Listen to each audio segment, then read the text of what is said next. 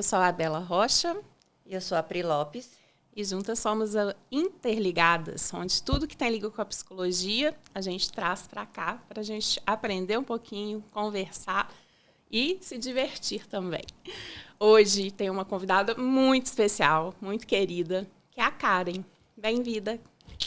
Obrigada, Bela. Obrigada, Pri. É um prazer estar aqui com vocês hoje. Conta pra gente um pouquinho, né, sobre o seu percurso na psicologia. Tá. Um resumo, né, porque é longo. Então, vou resumir assim bem rápido, né? Bela já contou que eu sou psicóloga, então, de formação. E o meu percurso, assim, desde a graduação, vem sendo trabalhar com envelhecimento, né? Então, hoje eu falo que eu sou psicóloga, neuropsicóloga, eu trabalho com avaliação psicológica, também com psicoterapia clínica. Fiz mestrado na Unifesp, doutorado na UFMG, sempre com uma relação com o processo de envelhecimento. E aí a minha linha de pesquisa hoje é entender as relações entre a personalidade e a cognição. E eu esqueci de falar do tema hoje, mas não tem problema, porque ela já deu a dica. Ela já falou. E é, gente, envelhecimento. Um tema delicioso, que eu particularmente sou apaixonada, até por influência sua. Karen foi minha professora na faculdade, né? Apesar de ser mais nova do que eu. Mas foi minha professora. E me apaixonei com esse tema, né? Não só o envelhecimento, mas também na sua linha de pesquisa. Participei da sua pesquisa de doutorado. Mas hoje é isso que a gente vai conversar, sobre envelhecimento. Um tema riquíssimo, acho que uma hora aqui vai ser até pouco para a gente falar tudo que tem a ser explorado, né? Mas vamos começar com uma pergunta. Hoje a gente tem, né, uma mudança mesmo, né? As pessoas estão vivendo cada vez mais, mas e aí? O viver mais quer dizer que estamos vivendo bem? Bela, eu acho que falar de envelhecimento é falar de um tema que é super atual e super complexo, né? Então, quando a gente diz assim que de 1900 para cá, a gente quase que dobrou a expectativa de vida, né?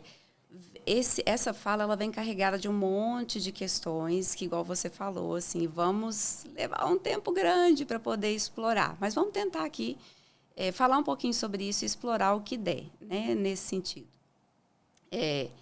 Estamos vivendo mais, mas estamos vivendo melhor? Para responder essa pergunta, acho que a primeira questão é a gente entender que o envelhecimento ele é um processo complexo. E aí, se ele é um processo, ele envolve questões que são individuais, né?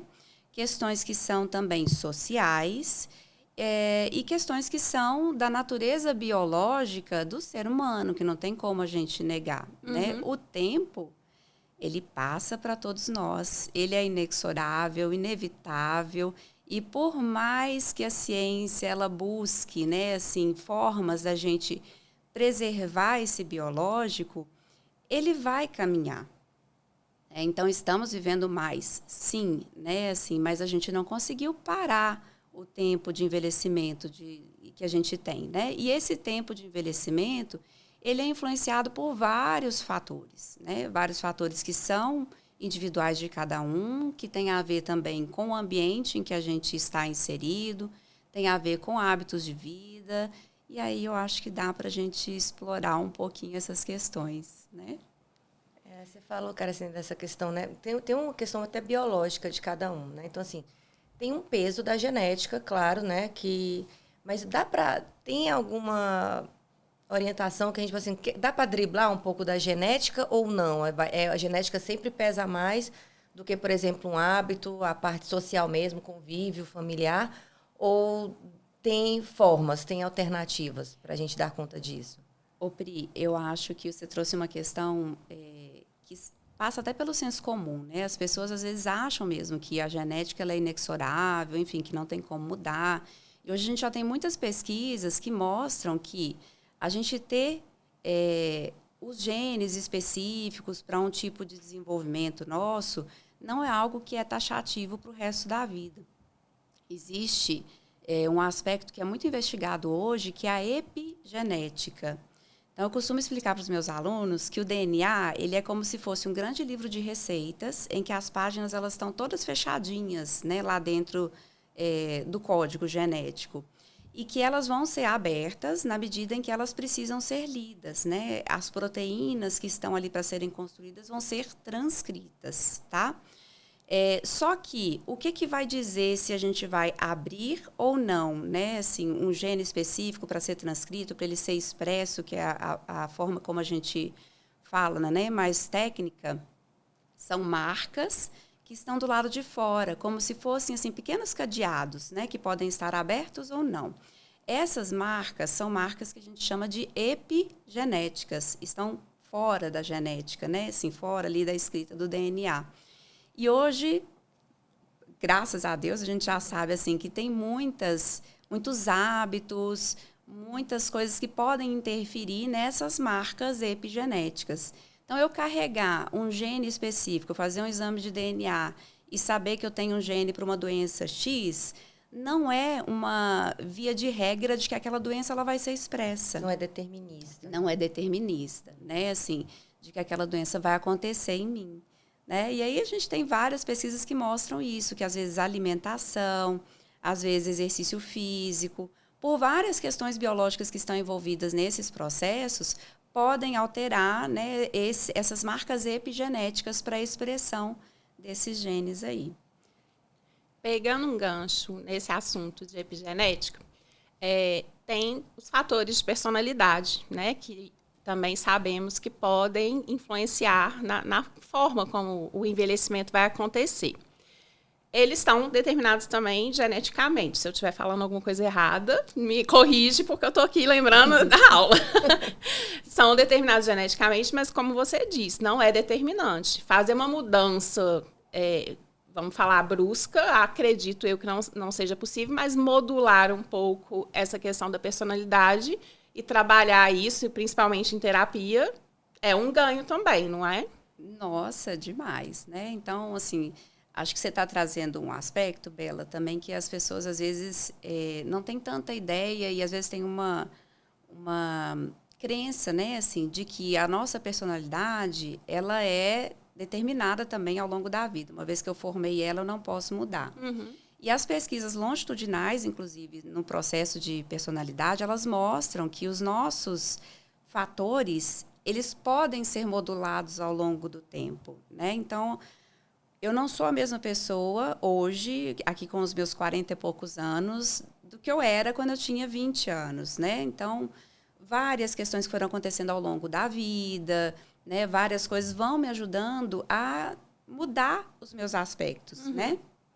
E quando eu falo de envelhecimento, se eu pensar na teoria dos 5 grandes traços de personalidade, que é o Big Five, né? Enfim.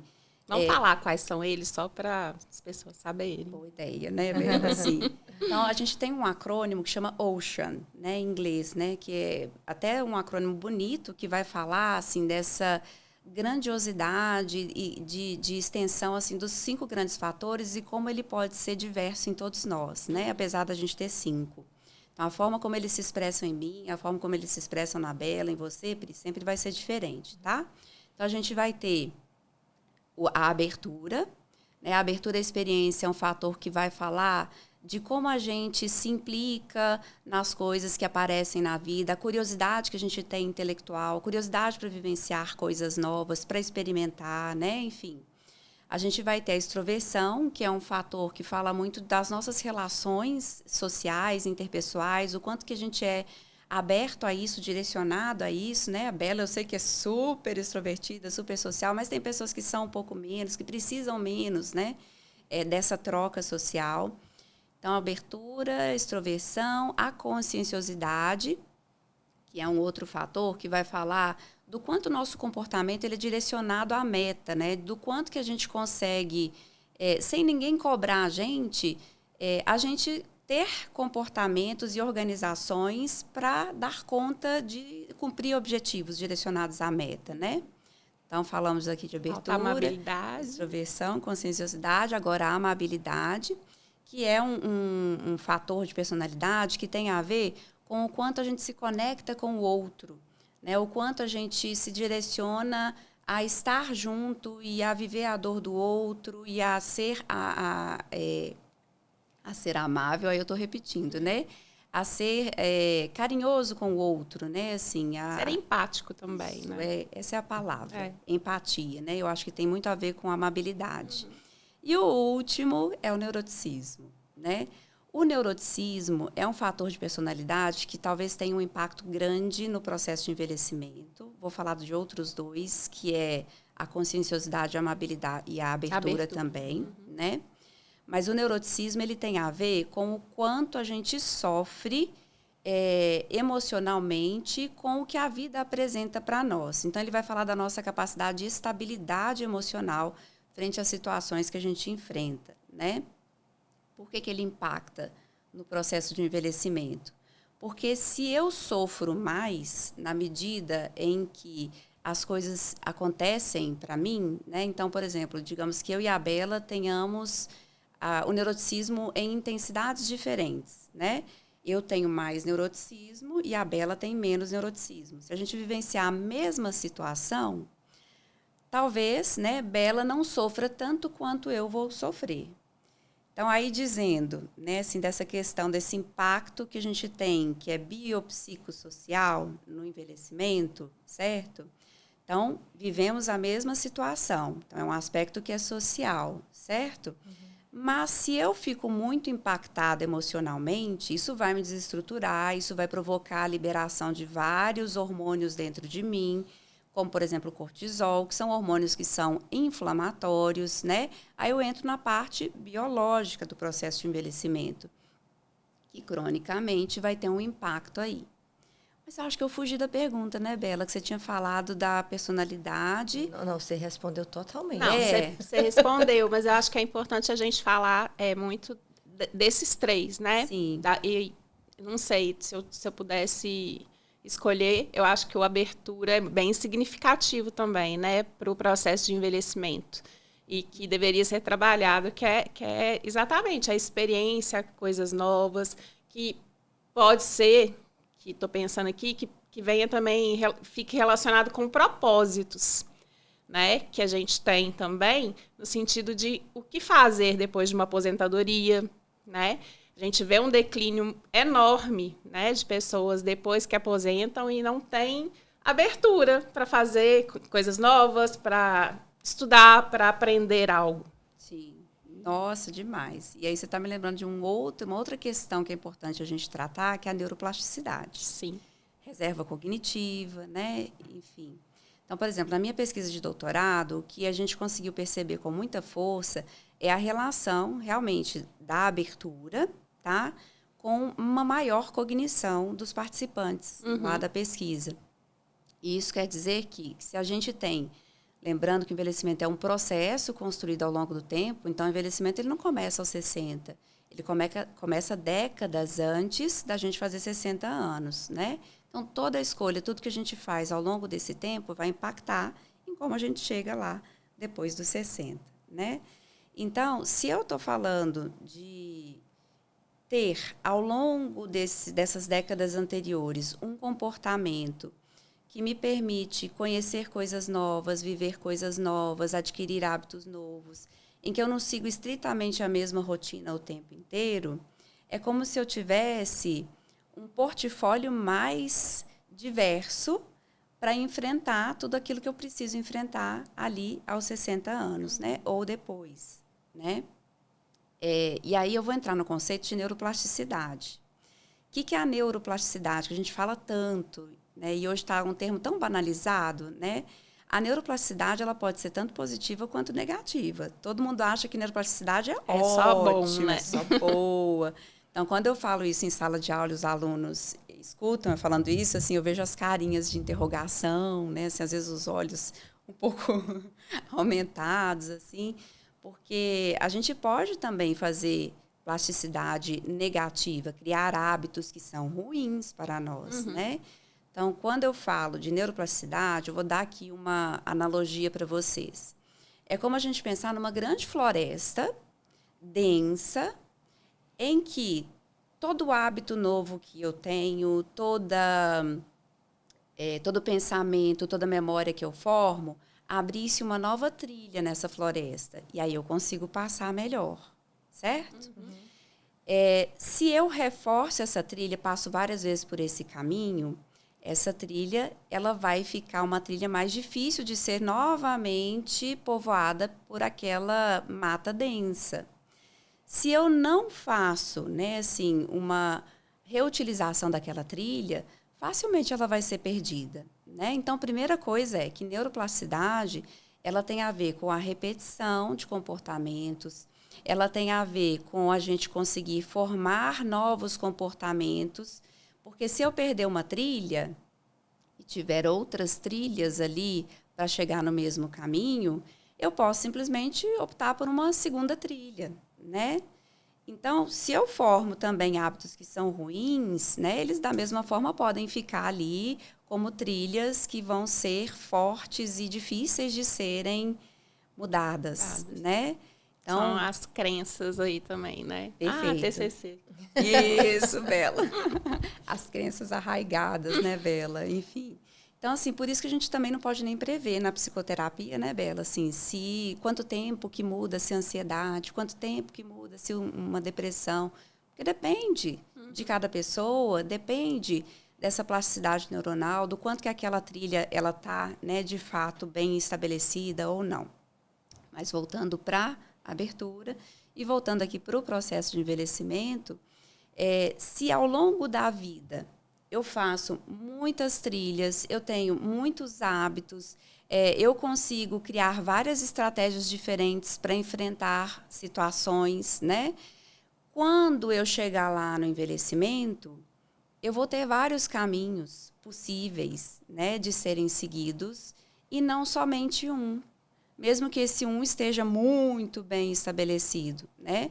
Porque envelhecer também tem fatores que não dependem de nós, né? Sim. Em fatores que são próprios da natureza humana, certo? Então, eu costumo dizer que a partir dos 30, até os 30, a gente está ainda no processo de desenvolvimento em todo o nosso corpo, todos os nossos órgãos. Passou dos 30, gente, a gente começa a entrar no processo de declínio em todos os nossos sistemas.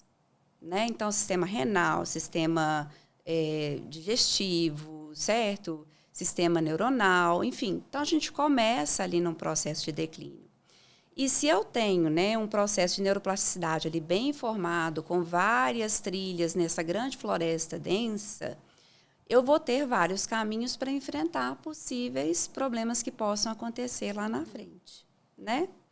Então, se eu, ao longo da vida, pensando na aposentadoria, trabalho só com uma coisa, né? Não tenho outros hobbies, né? Outras metas de vida, outros desafios, né? Passei minha vida inteira ali só como chefe de cozinha, certo? Quando eu aposentar, talvez eu não tenha outras possibilidades para poder enfrentar as coisas que eu perdi ao longo desses papéis sociais que foram deixados de lado no meu processo de aposentadoria. Né? Você falava, eu fiquei pensando meio coisa assim, socialmente falando mesmo, né? Porque até pouco tempo atrás a gente trabalha para poder se aposentar, para descansar. E isso tem tanta coisa implicada por trás dessa frase, porque assim, é como se eu não fosse mais capaz de aprender, como se eu fosse parar. E como a expectativa de vida era realmente muito menor, depois de aposentar, pouco tempo depois, a pessoa iria falecer mesmo, né? Então, não teria nada ali para fazer além. Só que mudou todo esse aspecto social, né? Agora eu vivo mais. Então, assim, não dá para ser o meu propósito de vida trabalhar para descansar depois. É pouco, né? Eu tenho mais tempo agora para fazer mais coisas. É pouco e nem é recomendável. Então, vamos pensar. Vou dar uma outra analogia em relação à neuroplasticidade, tá? Então, vamos pensar que a neuroplasticidade pode ser como se fosse um grande cofrinho, daqueles mesmo, assim, tipo um porquinho que a gente vai pôr moedinha, né, ao longo da vida. Então, se eu vou fazendo bastante reserva cognitiva, né, assim, vou fazendo bastante caminhos neuronais ali, é como se eu fosse colocando moedinhas nesse cofrinho. Né? Uma hora, não tem jeito, a gente começa a gastar esse cofrinho, por causa desse declínio que vai acontecendo, né, ao longo da nossa vida biológica mesmo, né? Só que se eu tenho um cofrinho bem grande, né, assim, depois eu tenho ainda muitas moedinhas para gastar, né? Estou falando aqui de cognitivamente, né, assim, nesse sentido ali. E se eu tenho, ao longo da vida, né, assim, muitos hábitos, enfim, muitas questões que ajudam nesse processo de neuroplasticidade, eu vou continuar ao longo do tempo, mesmo estando num processo de envelhecimento, colocando ali moedinhas naquele cofrinho, tá? Então, assim, a gente sabe que a neuroplasticidade, ela é mais intensa na infância, na adolescência, né? E ela começa a diminuir ao longo da vida, mas ela nunca acaba, né? Então, aquela ideia de que a pessoa idosa não consegue formar novos hábitos, né? A pessoa que já está lá na frente, até por mudanças sociais, gente, pessoas com 60 anos hoje, nossa, são muito diferentes das pessoas com 60 anos, sei lá, 30, 40 anos atrás. Então, não dá para a gente comparar. É até interessante você pegar foto, né? Da minha avó com a minha idade, né? Uma senhorinha. Uma manchete de jornal antiga, gente. Uma senhora de 40 anos. Oi? Uma senhora de 40 anos. Eu tenho até uma manchete antiga que eu apresento na aula, né? Que fala assim, trágico, alguma coisa trágica que aconteceu com uma senhora de 40 anos. Gente, eu sou uma senhora de 40 anos. Eu também. Eu sou uma quase 50, na eu verdade. também. Enfim, então mudou, né? E a gente mudar essa crença também em relação ao envelhecimento é importante para nós e enquanto sociedade também, tá? Que é um outro tema bacana, que é o etarismo. A gente pode falar de etarismo daqui a pouco também. Mas já que a gente falou aqui de neuroplasticidade e cognição, vamos conversar um pouquinho, né? Como trabalhar essa cognição? Né? Quais estratégias que a gente pode pensar aí para ter... trabalhar a cognição e ter um melhor... Colocar essas moedas no cofrinho, né? Com mais intensidade. Isso, no dia a dia, né? Enfim. Bom, vamos lá. Vamos por partes aqui, que já veio um monte de coisa na minha cabeça, né? Eu acho que uma grande estratégia é a gente tentar fazer as coisas por nós mesmos, não terceirizar. Eu vejo, às vezes, as pessoas falando assim, eu não sei fazer isso no celular, eu não sei colocar, né, sei lá, um vídeo no YouTube. Faz para mim? Isso eu não formo novos caminhos neuronais, porque eu não estou fazendo a atividade neuronal, né? Enfim, estou terceirizando essa atividade. Então, parar de terceirizar. Eu não sei chegar, sei lá, lá no estúdio de podcast. Vou colocar ali no Waze, que são facilidades que vêm também com a tecnologia, né? A tecnologia ela pode ajudar a gente muito, mas ela também pode fazer com que a gente diminua o esforço cognitivo. Então, não tem caminho fácil, gente. Tem que fazer esforço cognitivo, né? Não sei cozinhar, né? Então, eu não vou fazer? Não, eu vou aprender. Então, é a gente se desafiar, né? Então, a gente fazer coisas que eu nunca fiz, que eu não tinha nem ideia de que eu dava conta. E tudo que é novo vai ser difícil mesmo, né? Falo muito com meu filho isso. Às vezes ele começa alguma coisa assim, eu não estou conseguindo. Agora ele está aprendendo a andar de bicicleta. E aí, no primeiro dia que ele foi, eu não quero fazer isso. Eu falei, então você não vai querer fazer muitas coisas na sua vida. Porque se você não tentar, no começo vai ser difícil, sim. Toda vez que a gente cria caminhos novos lá dentro do cérebro, é um esforço. Sim. Certo? Mas depois vai ficando mais fácil. É aquela coisa da trilha mesmo na floresta. Então, se eu vou usando, ali já está mais desmatado. Quando eu vou começar ali a criar, abrir a trilha, vai ser mais difícil, mais árduo mesmo. Mas depois vai ser mais fácil de andar por ali. Só que para criar novas trilhas, eu preciso de esforço. Então, se desafiar, né, fazer coisas que você nunca fez antes,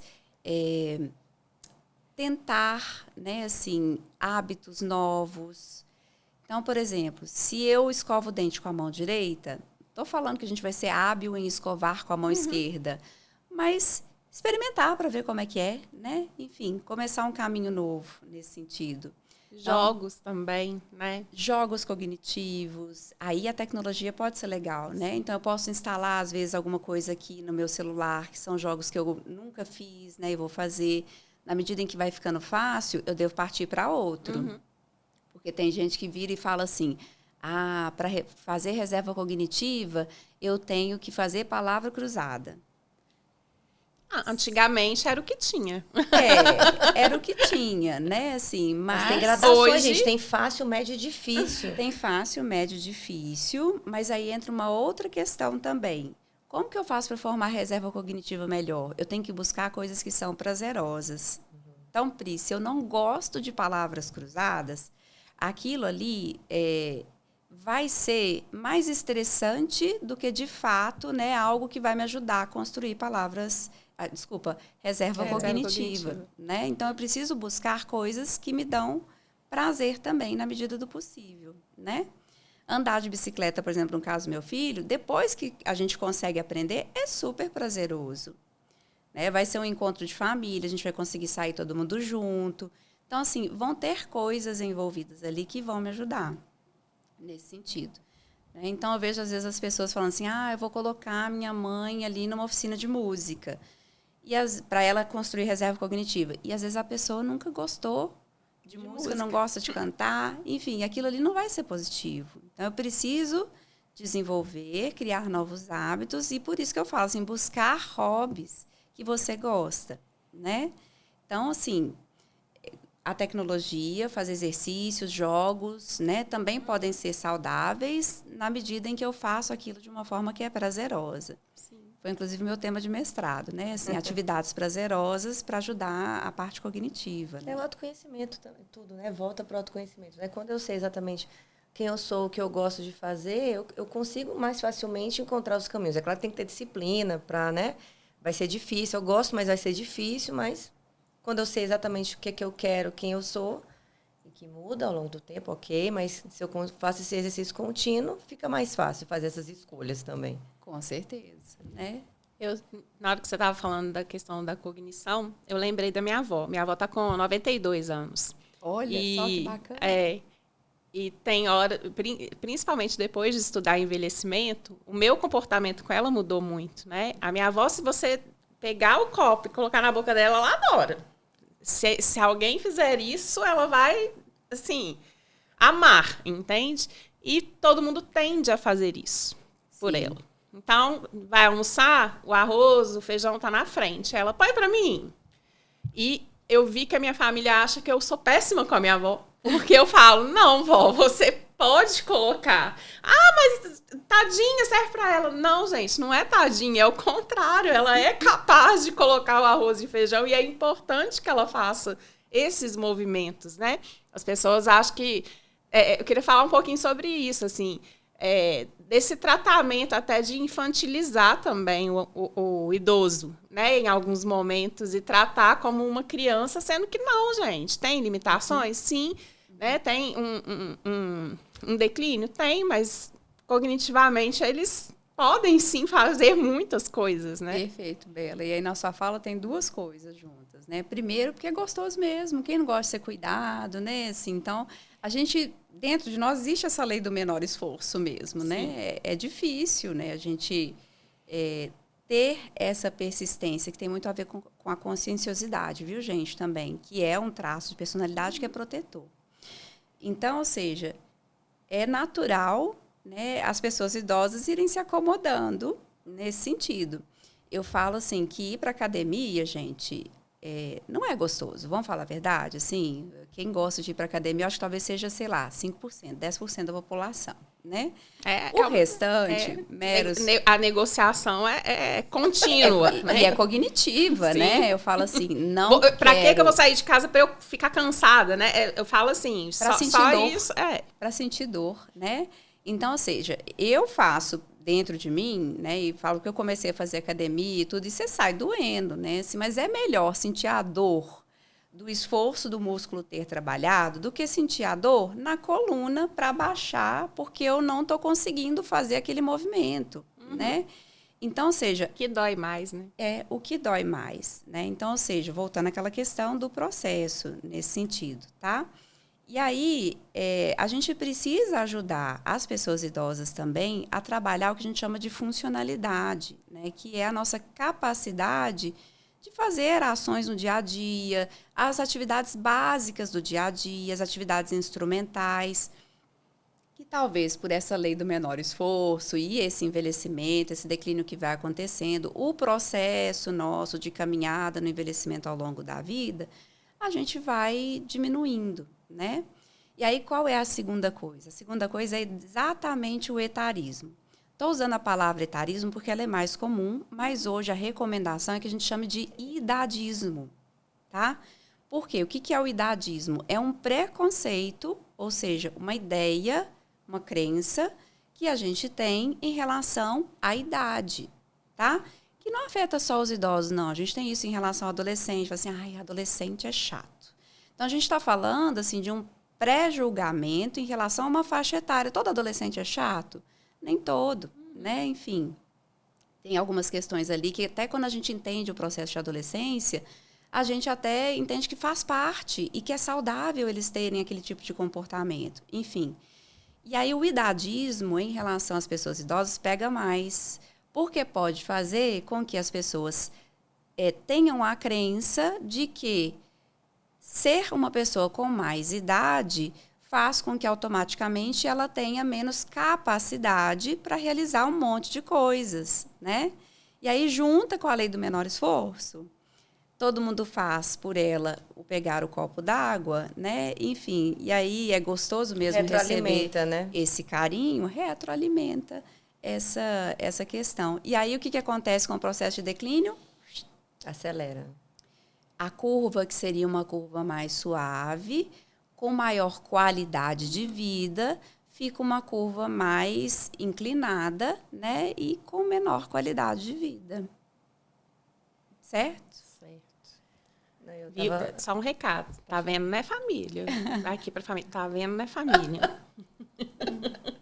Não, que eu ia trazer justamente essa questão mesmo do social, né? Que, assim, como eu estava falando antes, se a gente não prepara toda a população, de todas as idades, para dar conta disso, né? De que mudou, né? A gente vê até na própria ciência, mas são pesquisas mais recentes que trata da questão de conhecimento mesmo de pessoas mais velhas antigamente. Vamos pegar assim, na faculdade mesmo. Quem que a gente estudava em relação a desenvolvimento humano de aprendizado? Piaget, que só falava até 12 anos, até a adolescência, né? Porque eram Vygotsky, mesma coisa. Então, assim, mas por quê? Porque na época se acreditava que só ia ter determinada idade mesmo e que depois era só declínio. Né? Então, assim, eu sei que a neuroplasticidade tem a parte negativa porque você pode adquirir maus hábitos, mas eu sempre tento ver mais com a parte positiva, que assim, só em a gente saber que isso é possível é maravilhoso. Né? Entretanto, tem um esforço todo social aí, não só de cada um de nós em relação ao processo de envelhecimento, mas de entender isso, né? De compreender, né? Até assim, que dicas que a gente pode dar, além do próprio podcast, né? Que não deixa de ser algum conteúdo ali de aprendizado mesmo. Outras formas das pessoas de todas as idades conseguirem se ater melhor com esse tema, né? De o que estudar, com quem falar, que outras coisas pesquisar, para dar conta do seu próprio processo de envelhecimento, mas também de quem está ali na sua família, nos seus amigos. Sim. A própria OMS lançou em 2021 a década do envelhecimento saudável, né? Então, principalmente nas Américas, porque nós somos uma população que estamos envelhecendo muito mais rápido do que as populações europeias, enfim. Orientais também. Orientais, a gente está fazendo isso num curto espaço de tempo, né? Então, a gente precisa pensar enquanto sociedade, no âmbito individual, né? Enfim, isso tudo que a gente já está conversando aqui. E quando a gente fala de estudar, né, assim, vou falar da área da psicologia, que é a área que a gente está, né, Bela? Enfim, você também, né, Bri?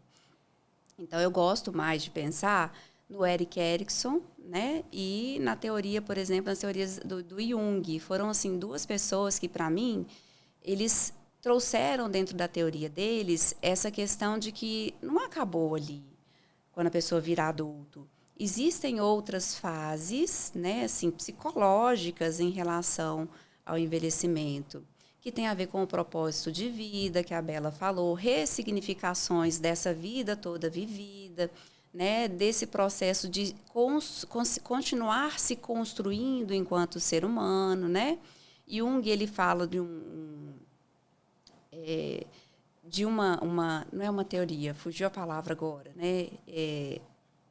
de um aspecto da teoria dele que chama individuação, né? Então, ele fala que o nosso processo de individuação começa lá na infância, caminha durante toda a vida e só vai terminar na hora em que a gente for embora, né?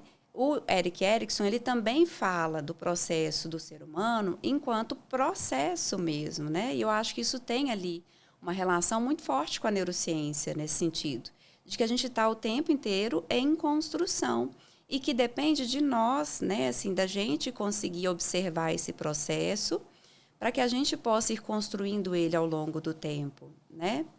Então, Jung, por exemplo, agora que nós estamos aqui na fase dos 40, ele fala que nessa fase a gente vive a metanoia, que é quando a gente vai sair de um direcionamento para o mundo, que é natural, né? Então, a gente vira ali adolescente, depois a gente vira adulto, e a vida adulta, ela chama a gente para o mundo do trabalho, para pagar conta, né? Enfim, para que a gente se direcione para o externo.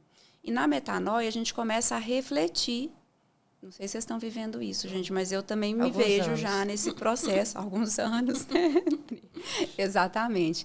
Nesse processo de pensar o que faz sentido dessa caminhada toda, né, assim, que eu vivi na vida, o que eu quero para o futuro, né? Então, quais são, assim, fazer escolha mesmo, né, do qual BO aqui que eu vou realmente pegar e vou gastar energia, né? Isso, exatamente.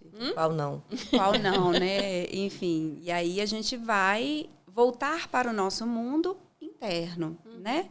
E a partir daí, né, o Jung ele ainda descreve outras fases do envelhecimento. Falando sobre isso, tem um livro super bacana que eu li há pouco tempo, que chama, se eu não me engano, depois eu pesquiso aqui para ver se esse é o nome mesmo, acho que é O Ano em que Eu Disse Sim, alguma coisa assim, né? E esse é um livro interessante porque ele vai falar sobre esse momento em que a gente escolhe algo e deixa de escolher algo sem a pressão externa, que o mundo cobra muito da gente, não é? E é natural, viu, gente? Assim, a gente cresce ouvindo pai, mãe, direcionando a gente para o mundo mesmo, para a gente se construir enquanto sujeito autônomo, né? Só que chega um momento em que a gente tem que buscar as nossas próprias escolhas, nossos próprios BOs, as nossas próprias lutas, né? Enfim, então, esse é um livro interessante que conta a história de uma pessoa que, de fato, ela passou por esse processo. E aí ela começa a escolher para que ela vai dizer sim, para que ela diz não, né? Enfim, que é um processo que a gente tem que passar, né? Para que a gente possa envelhecer bem. E aí não tem jeito, gente. Eu acho que psicoterapia, ela devia ser algo fundamental para todas as pessoas e não só para quando a gente está vivendo. Pergunta, né? Qual Desculpa, não, é só para reforçar. A sincronia é tão grande aqui que assim, ó, já vai o tema. Qual é o papel da psicologia também no processo de envelhecimento? Eu acho que é importantíssimo, porque a gente está falando aqui, né, de trabalho cognitivo, a gente está falando aqui de trabalhar a questão da abertura, de propósito, mas qual o espaço onde isso pode ser melhor feito, né? É na psicoterapia mesmo, né? Então, acho que a psicologia ela tem vários papéis, né? No âmbito individual, se a gente está falando da psicoterapia individual, né? Desde a infância, quando a gente pensa que a gente está ajudando uma pessoa ali a se desenvolver saudável emocionalmente para enfrentar o que a vida vai trazer, né? E as coisas que ela tem que fazer até para envelhecer bem. Então, tem papel nesse sentido do desenvolvimento do sujeito, preparando ele para esse processo de envelhecimento. E aí, Bela, uma coisa que eu falo muito nas aulas é que o psicólogo ele tem que se formar entendendo o que é o processo de envelhecimento. A gente não pode se especializar só numa teoria ali e ficar preso ali naquela teoria. Eu tenho que entender o ser humano num aspecto biopsicossocial. Eu, enquanto psicóloga, não posso olhar só para o aspecto psicológico e mental, né? Eu tenho que entender que esse ser também psicológico e mental, ele se constitui enquanto um ser que tem ali uma vivência biológica, células mesmo, né? Enquanto um ser que está inserido numa sociedade. É uma sociedade que a gente já comentou aqui, que tem esse etarismo, que tem esse idadismo ali muito forte, né? A recomendação é que a gente chama de idadismo, é um preconceito com a idade, né? E aí a formação do psicólogo ela é importante também nesse sentido. Sim. Tem nenhum problema se especializar numa teoria específica. E como é diferente, né, na clínica, vou repetir, né, por influência da Karen, eu gostaria muito de, inclusive, só trabalhar com idosos, porque é uma paixão. E como é diferente, né, no dia a dia, na psicoterapia, o atendimento para o idoso, o olhar é de um jovem de 20 anos, né? São cuidados diferentes que você tem que ter ali no processo terapêutico mesmo. Isso mesmo, né?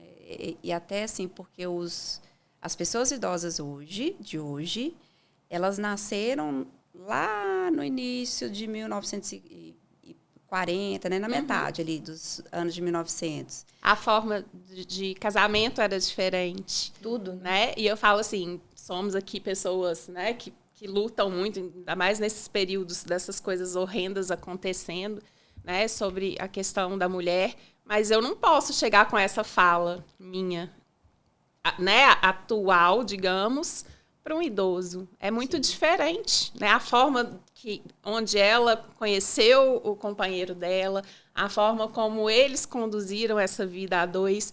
E é difícil, como psicóloga, ouvir alguns machismos muito estruturais, né? E eu ter que conter, né? Trabalhar isso ali essa na sessão. Exatamente, a neutralidade, porque é diferente, foram momentos muito diferentes. Sim, momentos históricos, sociais, que a pessoa viveu, voltando à analogia da floresta, construiu caminhos ali, que já viraram estradas, enfim, que estão ali muito estabelecidos, né? E quem sou eu para fazer essa mudança, né, assim, num tempo rápido? Então, aquela outra coisa da psicologia, eu tenho que esperar o tempo da pessoa, né? Sim. Então, eu preciso entender essa construção histórica também ali, né, do sujeito. E aí, voltando ali de como psicólogo, o papel do psicólogo, né, nesse processo ali de ajudar o processo de envelhecimento. Então, eu falei da criança. Então, se eu estou atendendo criança, eu tenho que ter em mente que eu preciso ajudar ele a se construir e se auto-observar esse próprio processo de envelhecimento dele, né, para que ele tenha hábitos saudáveis, porque isso vai impactar lá na frente em qualidade de vida. Se eu estou atendendo adulto, a mesma coisa. Mas aí, geralmente, o adulto, ele já tem que cuidar dos pais que estão envelhecidos. Então, eu preciso trabalhar essa resiliência também, que é o papel do cuidador, que é um papel muito impactante, estressante, cansativo, pode gerar fadiga. Então, eu trabalhar isso nas pessoas que são adultas, para que elas entendam o processo de envelhecimento desses pais também, né? E aí, no processo de trabalhar com o próprio idoso, é trabalhar essa ressignificação desse tempo vivido, da construção de novos hábitos ali, desses papéis sociais que foram perdidos, a construção de novos papéis sociais que eles podem ter. Finitudes. A finitude, né? O luto, enfim, que eles podem estar vivendo, né? Então, eu trabalhar todas essas questões aí com as pessoas idosas também. Eu tenho um colega de Pilates, 80 mais. Eu adoro, a gente conversa muito. Mas teve um dia que como a gente cresce, né? Quando a gente conversa com pessoas que têm mais experiência de vida do que nós. Sabedoria. Exatamente. E ele estava cabisbaixo outro dia e comentou, falou assim, nossa, minha saída de quinta-feira acabou. Aí eu falei, por quê? Assim, né? Não estava pensando nisso. Ele, meu último amigo faleceu. Era uma turma de 5 ou 6 e foi se perdendo, assim, né? E é isso. Aí, socialmente, essa pessoa fica um pouco perdida, né? Era uma rotina, era um lugar, um espaço onde ele podia falar, onde ele se divertia, onde tinha era conexões, né? Assim, Reconhece isso, pertencente ali, isso, né? Tinha um pertencimento. E se perdeu. E nessa idade, fazer esse gasto de energia para novas relações, né? Não é tão fácil igual um adolescente e um adulto. Perfeito. Então, por exemplo, a gente da psicologia pode trabalhar com eles um pouco isso, assim, o contato intergeracional, né? Então, eles se inserirem em locais onde tem pessoas de outras faixas etárias, querendo ou não, esse seu Ele tá no amigo Pilates. tá... Ele está no Pilates, né? Exatamente, ele está fazendo isso, buscando novas amizades, novas relações, né? E aí, para isso, eu tenho que desconstruir o etarismo também Sim. nas outras gerações, tá, gente? Então, é complexo. Vocês já viram Não, aí o quanto que é complexo, né? Mas viver em Então, sociedade é complexo, né, gente? sim. Porque é muita diferença de tudo, não só de idade. Né? Então, assim, é por isso que eu falei assim, a gente tentar construir esse respeito, mas esse entendimento, né, de que é diferente, que, né, os caminhos percorridos foram diferentes, e o respeito, né, pelo diferente ali. Isso. Eu acho que se a gente tivesse tão introjetado, né, Priscila, essa palavra respeito, eu acho que seria tão melhor em todos os sentidos, né? Eu não precisaria de código de ética, não precisaria de nada, assim, porque já seria natural para nós. Mas como ainda não é, e a gente tem pessoas tão diferentes, a gente precisa ainda discutir muito isso para a gente colocar isso introjetado, né, em todos nós. Porque é uma construção social para todos nós também, né? Não é fácil. Porque, assim, não tem tanto tempo que a expectativa de vida aumentou. Né? Que, vamos dizer assim, nasce menos crianças do que, né, morrem. Então, assim, a gente está realmente envelhecendo, pirâmide etária, né, invertendo do que a gente... Aquela história, até falando de Brasil agora. Assim, nós somos sempre um país dos jovens, é o país do futuro. Não mais. Não. Né? Assim, e aí, por conta do idadismo mesmo, assim, é como se papagaio velho não aprende palavra nova. Então, assim, né, tem tantos chavões, tantas frases que a gente fala costumeiramente sem maldade, mas que retroalimenta essa questão de que a pessoa mais velha não consegue aprender, os mais jovens é que são criativos, essa coisa sempre de eu tentar estigmatizar qualquer idade para qualquer característica, o quanto dificulta esse processo também, né? De eu conseguir acompanhar isso mais naturalmente. Sim, com certeza. E essa mudança da pirâmide etária, ela vem com muita força agora. A gente está chegando num processo de inversão. Então, esses jovens, que era o país dos jovens, agora já são adultos. Daqui a pouco vão ser pessoas idosas, né? E aí existe Vivendo cada vez mais. Vivendo cada vez mais. Então, ou seja, a gente precisa trabalhar para viver com mais qualidade, para a gente conseguir continuar fazendo as nossas funções ali no dia a dia. Seremos mais felizes assim, né? E se a gente tiver algum problema, né, até de doença crônica, quem vai cuidar de nós, né? Então, assim, tem menos pessoas embaixo. Antigamente era o contrário. Então, assim, os mais jovens cuidavam dos mais velhos. Então, enquanto sociedade, a gente também precisa pensar em aparatos para essa população que está envelhecendo aí. E para não pesar nessa nova estrutura familiar que tem, né? Pensa, minha avó teve 11 filhos, meu pai já teve... Estou pensando na família do meu pai, por isso que eu falei pai. 3 filhos, eu tive uma. Pois é, eu também tenho um só. E aí, né, chegar e falar assim, elas vai ser responsável por mim, é um peso muito grande. Então, temos que ter também, isso, essa busca dessa qualidade, né? Porque ela também precisa produzir, né? Isso. E de dispositivos sociais nesse sentido. Outro dia, eu vi uma reportagem, eu não sei, acho que foi até, se foi eu que coloquei, enfim... sempre que eu vejo essas coisas aqui no meu Instagram, eu sempre coloco, sabe, gente, sobre envelhecimento. Era um prédio que foi todo pensado... Na Inglaterra, né? Isso. Eu até comentei com você, sensacional. Não é? Bacana, assim. Então, a forma, né, arquitetônica do prédio foi uma forma em que as pessoas que estão ali podem socializar. Tem banquinhos na frente de cada porta de apartamento... Né, tem grandes jardins, para que as pessoas possam circular e conversar, porque uma grande questão no envelhecimento é a solidão também, né? Então, a gente precisa pensar em formas como a gente vai incluir as pessoas e promover essas relações sociais aí, né, que vão se perdendo na medida em que os outros vão falecendo, os papéis sociais vão diminuindo, né? Então, para que a gente possa também, enquanto sociedade, ter isso aí já... meio que automatizado para a gente minimizar os impactos do envelhecimento, né? Naturalizar o máximo que puder, mas dando condições ali para que isso aconteça da melhor forma. Sim. Também. Tem um projeto muito interessante, que já é bem antigo, nos Estados Unidos, inclusive, em que eles colocaram uma creche de crianças dentro de um asilo.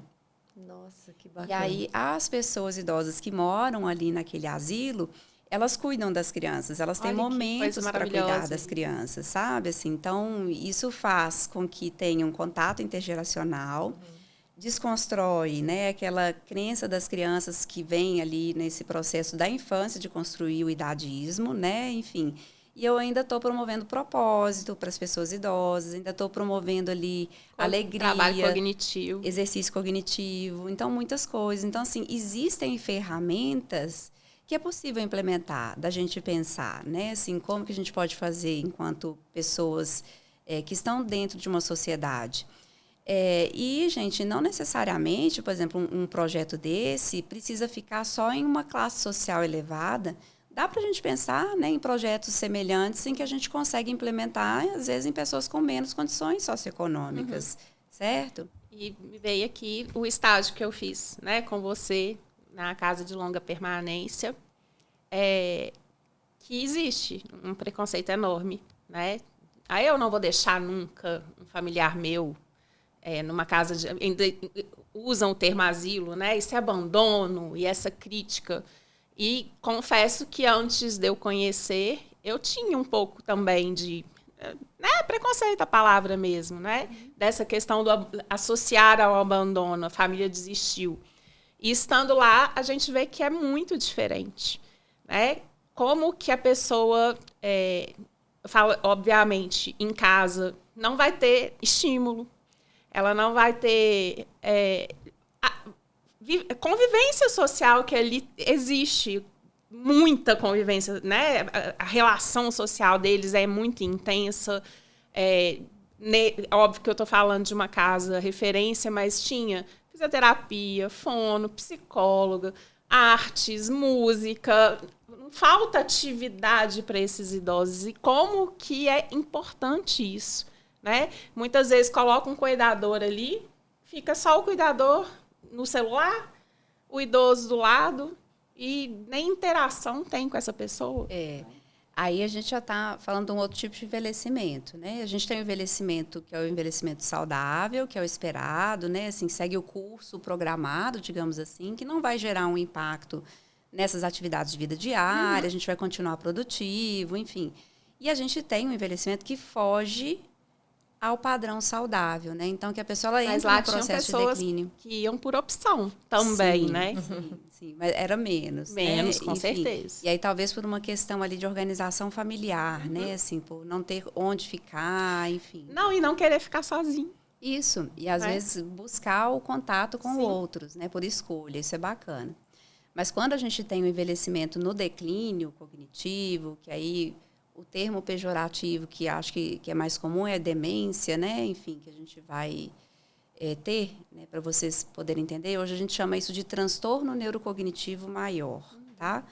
Então, ou seja, a gente vai ter um impacto muito grande na funcionalidade. Então, essa ideia que a gente tem aqui de fazer coisas que a gente nunca fez antes, de abertura, quando eu tenho o declínio cognitivo já estabelecido, aí muda a regra. Sim. Aí a gente vai querer mais rotina. Para quê? Para que eu não gaste muitas moedinhas ao mesmo tempo, né? Enfim, e aí eu consiga preservar um pouco mais essa cognição da pessoa que já está gastando muito e não está conseguindo pôr mais moedinhas no cofrinho, né? E aí, isso gera, de fato, né, uma carga de cuidado muito grande para a família.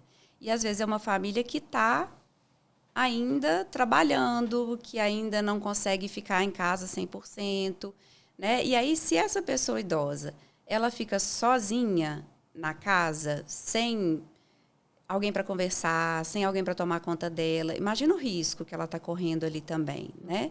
Então, existem casos, sim, em que, né, uma instituição de longa permanência é até mais seguro para a pessoa, né? Ela vai ter todo o cuidado ali, né? Interdisciplinar, inclusive, Sim. multidisciplinar. Isso, né? E até às vezes assim num nível socioeconômico mais baixo, porque a Bela falou aqui, deu né, assim, um exemplo de uma casa de um nível socioeconômico alto, né?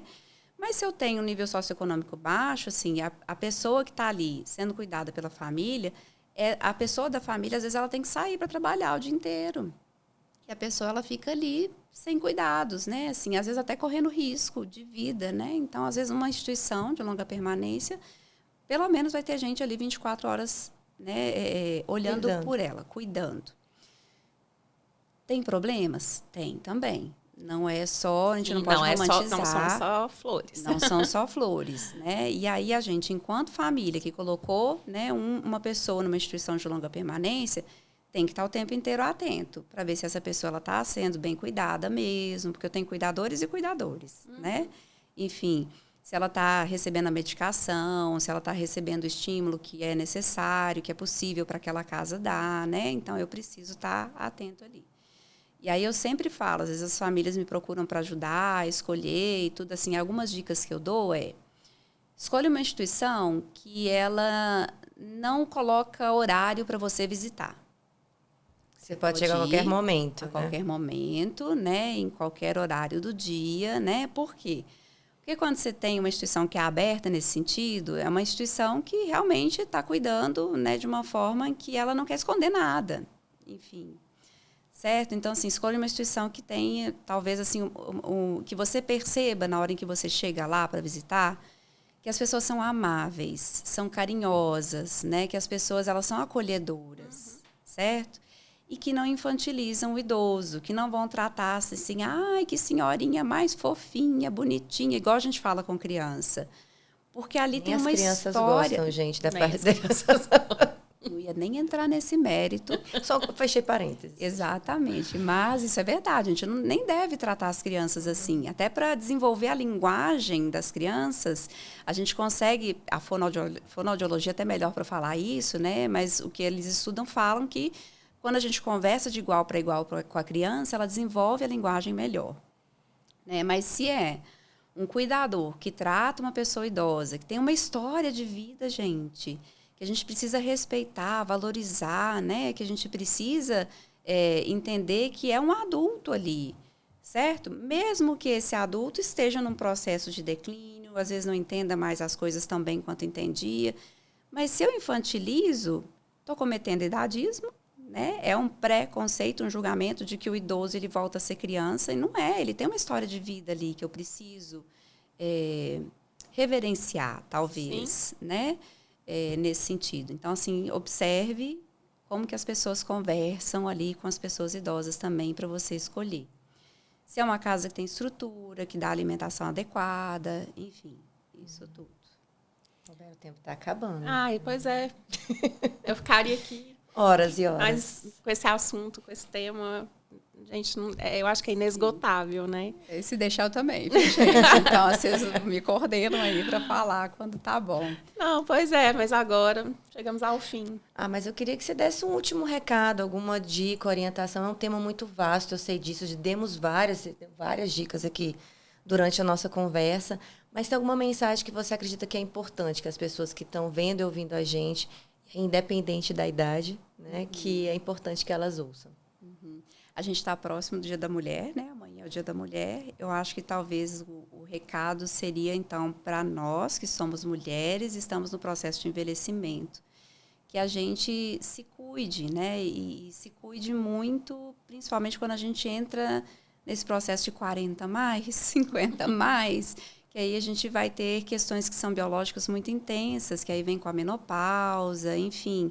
e se cuide muito para que esse idadismo, essa crença que tem muito forte em relação ao envelhecimento, não venha somada com aquela crença também, né, que a gente vê em relação à mulher, né, do feminismo, enfim, do machismo, na verdade, né, que a gente se permita envelhecer, né, assim, com qualidade, sem sofrer essas pressões aí que a sociedade impõe. De que a gente tem que ser bonita, de que a gente tem que fazer isso, de que a gente tem que... A gente não tem que nada, né? Cada um escolhe aquilo que a gente quer fazer, né? Para que a gente chegue lá com muito mais saúde física e mental. Perfeito. Muito obrigada por ter aceitado o nosso convite. Foi riquíssimo. Eu que agradeço. Eu já quero deixar... convite, né, para um tema que vários, na verdade, a gente conversar aqui sobre a questão de cognição em tela, sobre um programa só de personalidade, que eu acho que vai ser maravilhoso, né? Tem muita coisa ainda para a gente explorar. Muito, muito obrigada. Para a gente encerrar, obrigada também. Obrigada, Bela. Obrigada, Karen. Assim, foi muito bacana. Realmente aprendi bastante hoje. E para você que está vendo, ouvindo a gente, se fez sentido para você, que bacana. Se você acha que vai fazer sentido para mais alguém, compartilha, siga a gente nas nossas redes sociais. E lembre-se, gente, envelhecer não é perder a juventude, é ganhar sabedoria e profundidade. Até a próxima.